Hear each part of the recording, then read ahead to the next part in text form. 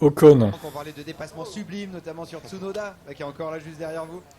Parlez-nous de cette remontée et de ce dépassement spécifiquement. Ouais, c'était une super course, honnêtement.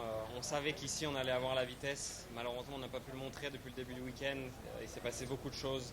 Donc, content de finalement finir le week-end de la façon où on aurait dû le commencer.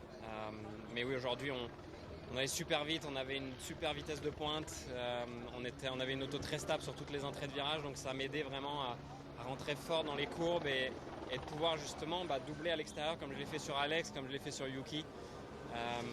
Et voilà, c'était sympa. C'est toujours fun les courses ici, ça double dans tous les sens.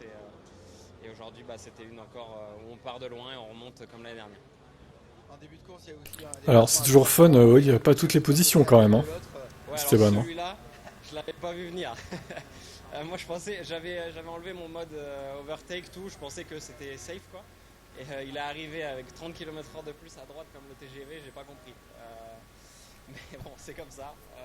Je l'ai eu après, Alex. Mais il est sorti de la pit lane et ils ont une vitesse de pointe juste énorme. Donc ouais, c'était impressionnant.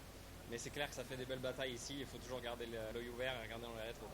Dernière chose au moment de partir en vacances, quel est votre bilan de cette première demi-saison de Formule 1? Première demi-saison, un podium à Monaco. Je pense qu'on va s'en rappeler quand même.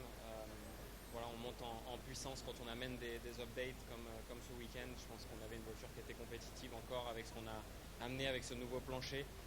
Et on a encore du travail, mais en tout cas, c'est pas loin. Ça manque bien sûr encore, mais on sait où on doit travailler, on sait comment on peut obtenir ces résultats.